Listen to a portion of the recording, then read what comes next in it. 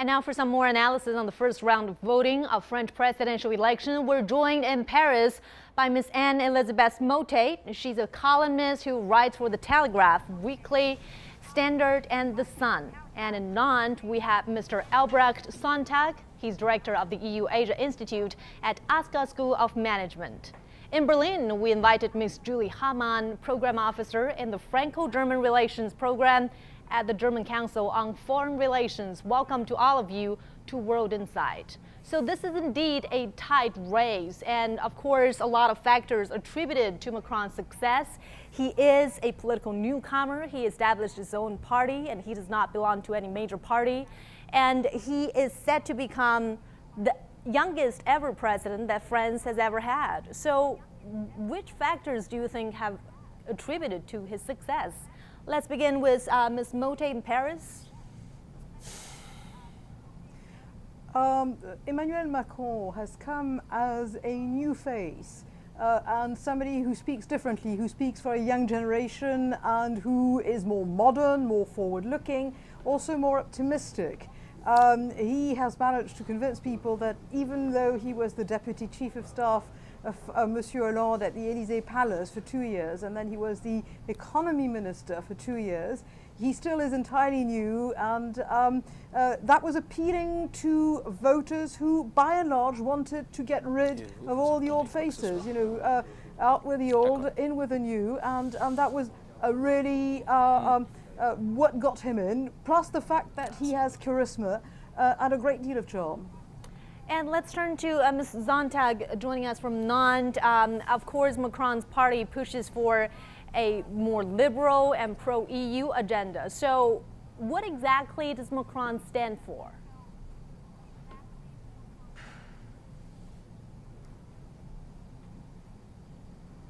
Well, it seems that we are having communication problem with Mr. Sonntag. Let me give this question to you.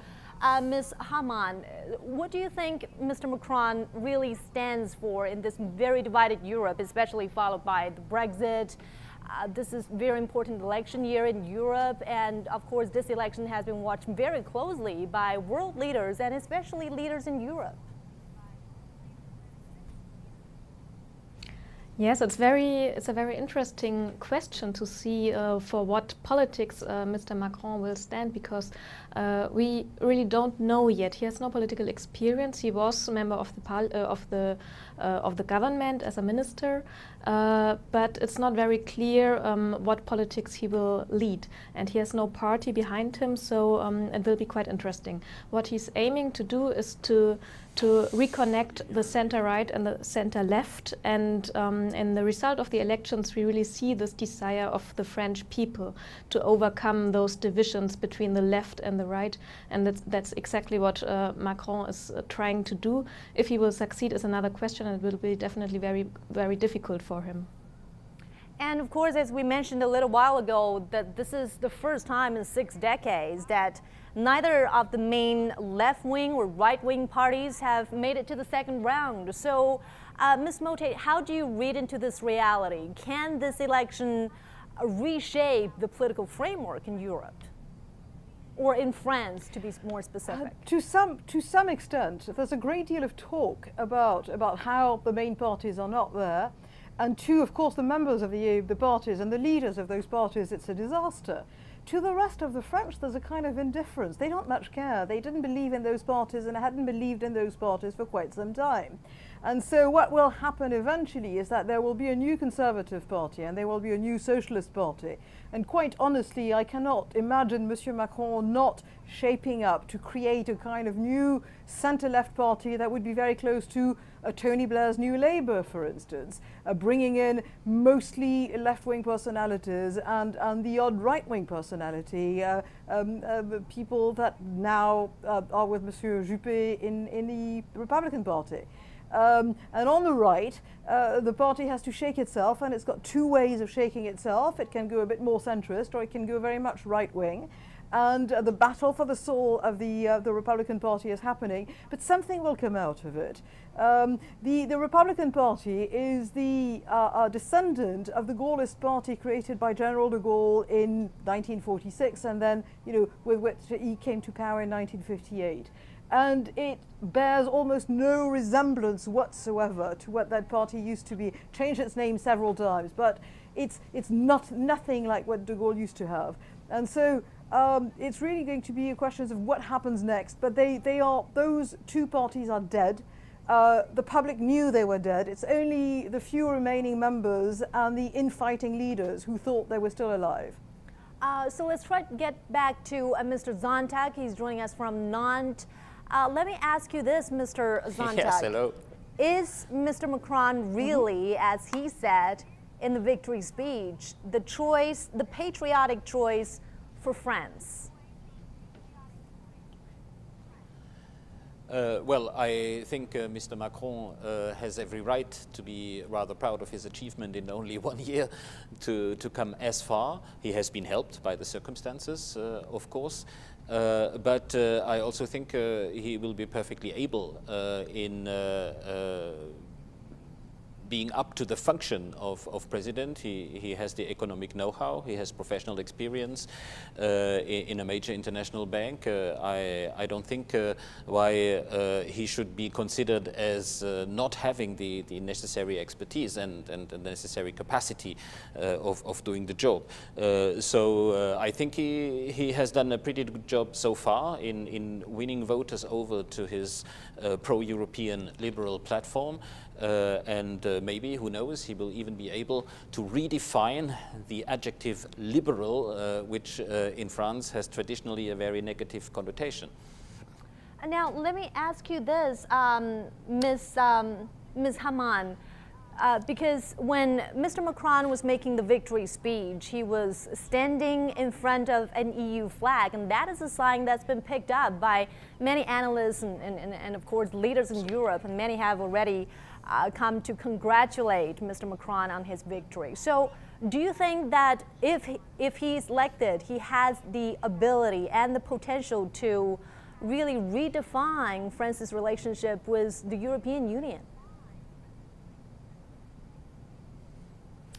Well, Mr. Macron is definitely the most pro-European candidate in this presidential race, and he's the exact opposite of Marine Le Pen's vision of France and Europe. And I think the biggest difficulty for Macron will be to first of all deal with the problems in France, because in France there's a huge amount of unemployment, there's the terroristic threat, and there are a lot of discussions inside the society which might in the first year of his presidency maybe hinder him to really conduct those European reforms he's also standing for. But anyway, he will be a very strong partner for Germany, for example, and for Europe, it's good news. So what are your thoughts on this, Ms. Moutet? How do you think Mr. Macron will be able to, reshape France's relationship with the European Union? Well, I don't think he's going to have so much to reshape, because France is not in bad terms with the rest of the European Union. In Britain, I worked for British newspapers. In Britain, he is seen with a great deal of misgivings, because there's a feeling that he is going precisely to encourage Europe to stand firm to Mrs. May's demands in negotiating Brexit. Precisely because he gets along with the rest of Europe very well. It was a pretty courageous decision to stand in front of the European flag, to have his partisans brandish blue and gold flags, etc., during his rallies, because Europe is seen as not being so popular in France. But I'd like to take issue with what my colleague just said. I don't think being a technocrat, being technically competent, qualifies you entirely to become a president. Monsieur Macron has never run for a single election. He has never encountered a real crisis in his life, personal, private, politic. And I think really he's not weathered enough, I think. And I'm not the only one in thinking, lots of people voted for Monsieur Macron because they really worried that if he didn't comprehensively get into the second round, then we might have a second round with both two revolutionary candidates, each in their own style, Marine Le Pen on one side and Mélenchon on the other. But he's got a core of voters who really admire him. And there are many people who look at him and say, right, well, what does he do now? And does he know what he wants to do now? He's the candidate whose platform was the most vague. There's an element that they're going to sort of make it up as they go along. And he's been a technical minister and done quite well. But he thinks he knows what it is to rule. I think he will be surprised.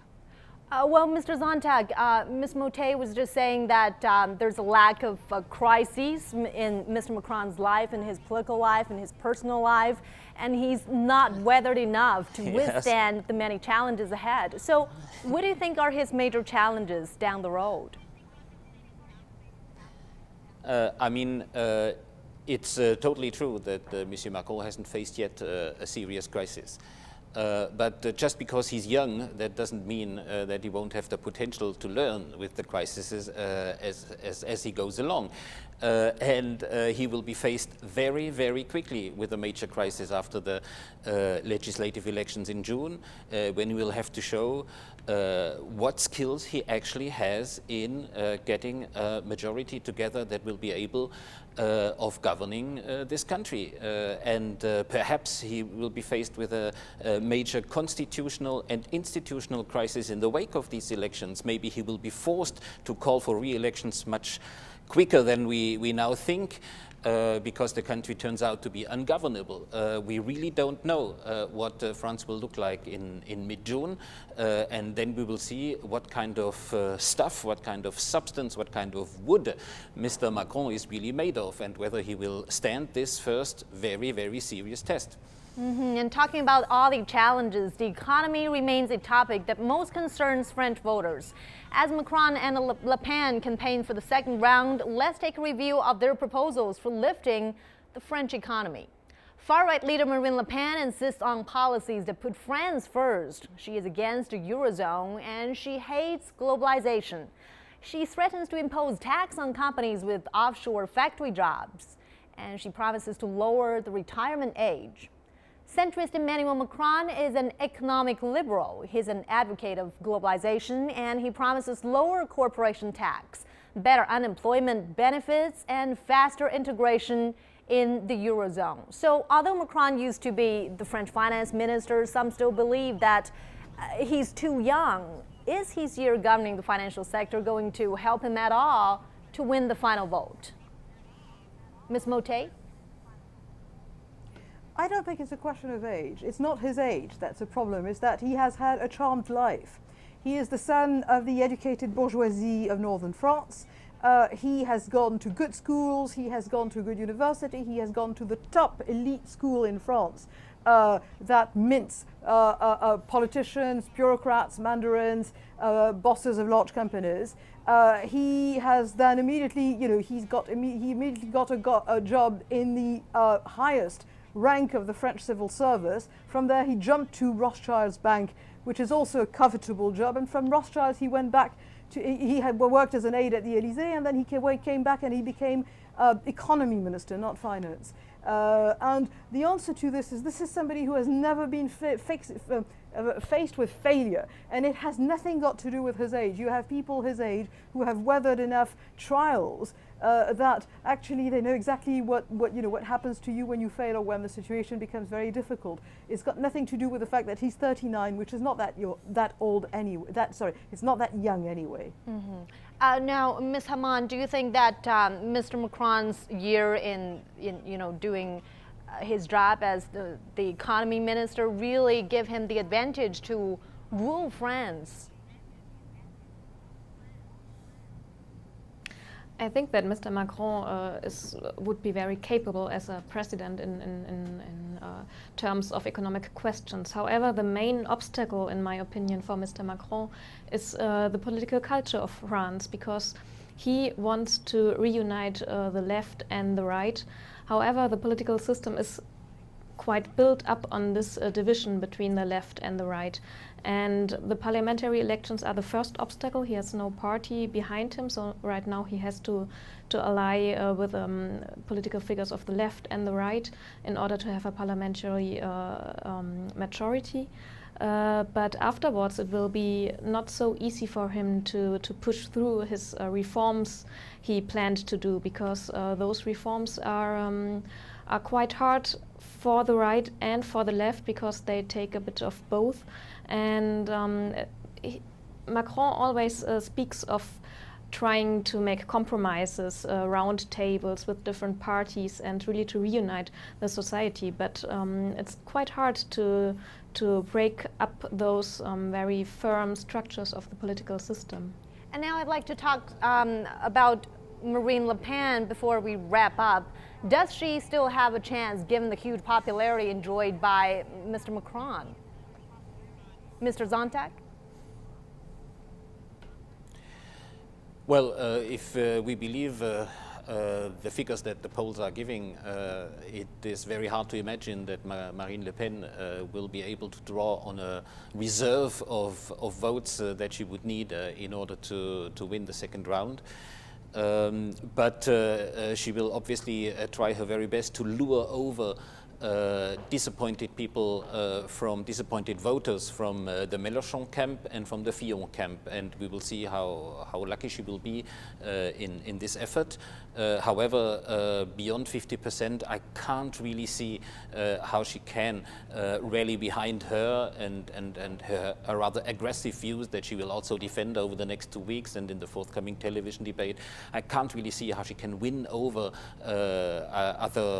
enough other voters to back her up for the second round. But I would like, if you don't mind, just give one more sentence on the issue of the lack of experience of Monsieur Macron in elected office, because in this very specific position that is the French presidency, which is not the prime minister or head of government, in this very specific position, what France needs now is somebody who is as resolutely positive and optimistic as Monsieur Macron seems to be, in order to teach the French political class of how to go for constructive compromise. And it's a big gamble.